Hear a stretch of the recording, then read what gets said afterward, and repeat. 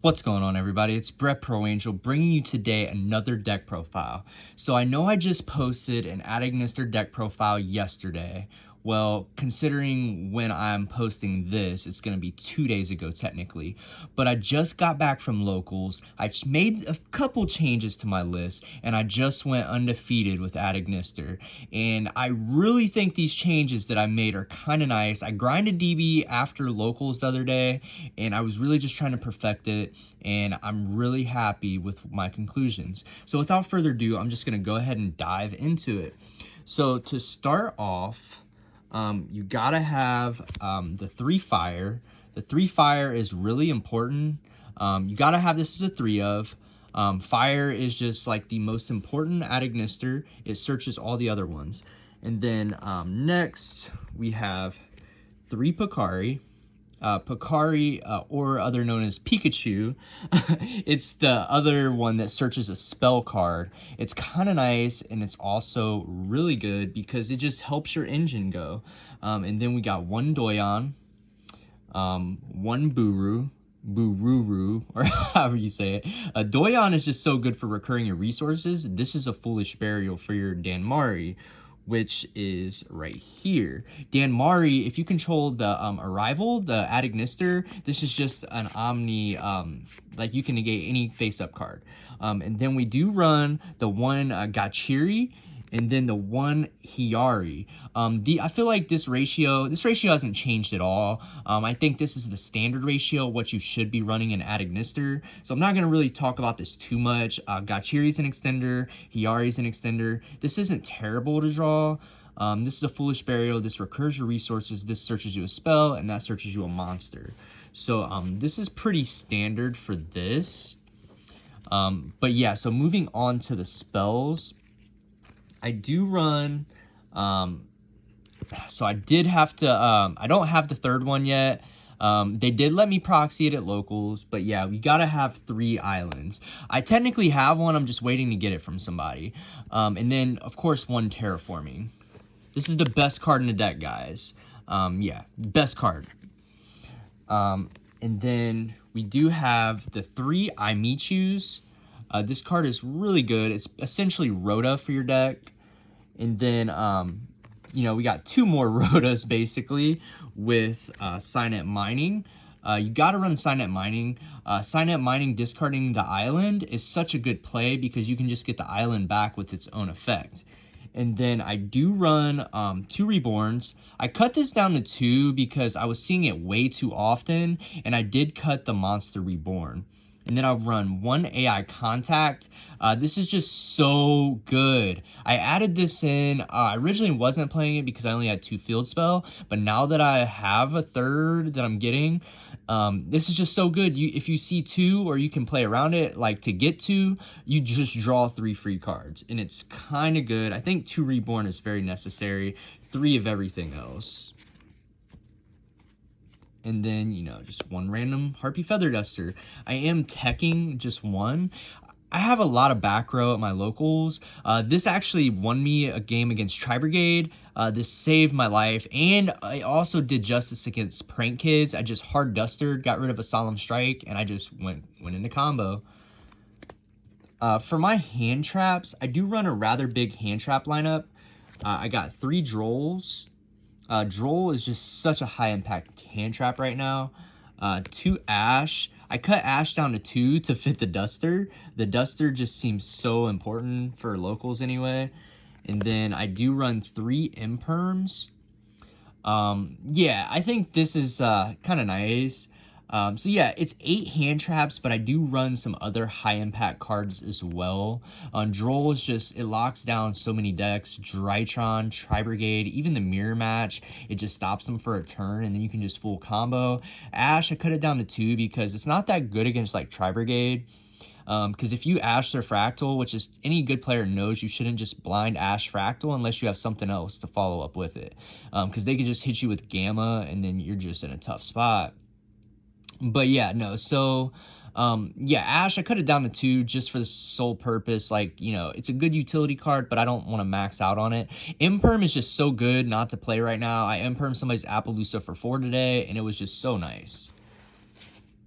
And then the other high impact cards I do run 3 Solemn Strike. Solemn Strike is just so good right now.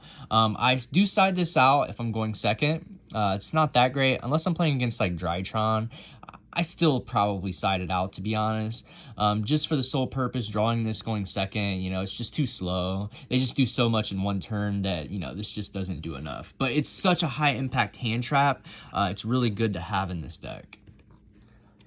And then you guys are going to love this, but I am choosing to run 3 talents and 1 called by the grave. So basically, the theory behind this deck is if they hand trap you, you punish them. So with talents, like you could just hand rip them, or you could just keep drawing, or you just steal one of their monsters. Called by is just self-explanatory. You just want to keep comboing. But talents essentially fits the same purpose as called by. It lets you just keep playing, or you just stop your opponent.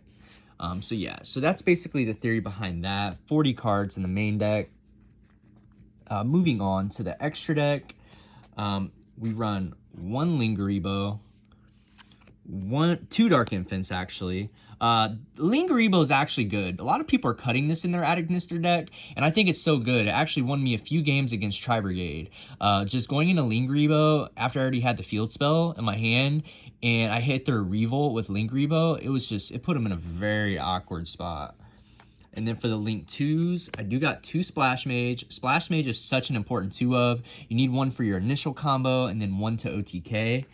And then you, of course, got Cyber's Wicked, because he's wicked. Yeah, don't mind me. But no, Cyber's Wicked is just so good. It just helps you to search your Bruru, the Cyber's tuner. And then also we run 1 Security Dragon. If they like run like a Contact C, this just outs it. Or if you get Nibiru'd, you can keep playing with the Security Dragon because it just requires 2 monsters. And then 1 Update Jammer. So yeah, I think this is like really important ratios. Update Jammer just helps you win so quick and easy. It's just very, very nice to have. I wouldn't change anything about these ratios. Moving on to my bigger links, we do run 1 Fire, 1 Dark Templar, and 1 Transcode Talker. This is pretty standard. You run Fire because the AI meets you. You reveal Fire, search Fire. Yes, you burn for 23 if you don't summon this, but it's worth it to get your engine started. Dark Templar is part of your combo. This is probably the best card in the extra deck, other than Access Code. And then Transcode Talker is just a late game follow-up. It's so good to help you just win. And then for the big boys, we run 2 big link monsters. You either win with 1 of these, 1 Access Code Talker and 1 Arrival Cyber's Adagnister. These cards are so good. Access just wins games for no reason, especially if you use Update Jammer, you're just attacking twice with it. So yeah, Arrival, he's the main goal. You want to go into him as much as possible. And then the last 2 cards, Wind Pegasus, you make this as part of the combo. And then Light Dragon Adagnister, you know, he's just a light target. So for your AI meet you, you reveal light, search light. All right, for the side deck, this is where I made a lot of changes. I'm side decking a lot of hand traps. I moved Nibiru to the side deck because it's not good in every matchup. So yeah, I decided to sideboard these. And then the next card, Lancia is so important. I Lancia Tri-Brigade today, and it put him in a very, very awkward spot. Yeah, so Lance is pretty good. And then Ghost Spell, I was able to Ghost Spell somebody's Gamma today, and it won me the game. And then, of course, we got to have the 3rd Ash, just in case. Yeah, I do only mainboard 2, but I sideboard 1, just in case I run into something like Virtual World or even Drytron. Ash is just such a good utility against them. And then the higher impact cards, we got to deal with back row. This deck struggles a lot with back row. So we run 2 Lightning Storm, and then 2 Twin Twisters. I think this is just important. Twin Twisters, you don't want to see too many of these. It's just not that great.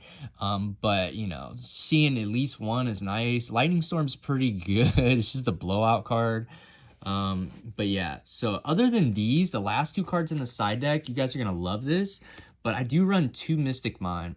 Mystic Mind won me a game against Tri-Brigade the other day because he didn't have a main deck out game 1. I was mainboarding it at the time because I didn't have a third field spell. But since I proxied it today, I decided I'm just going to go ahead and side 2 because the theory about it is, let's say we come to game 3.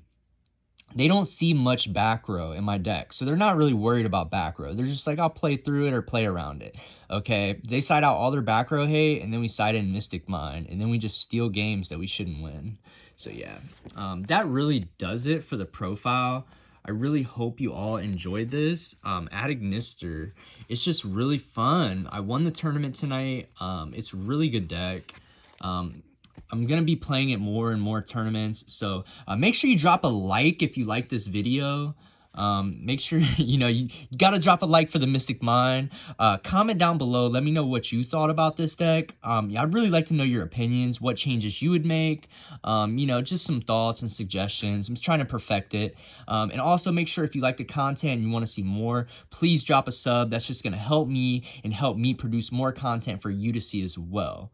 So with that being said, I'll see you in the next one.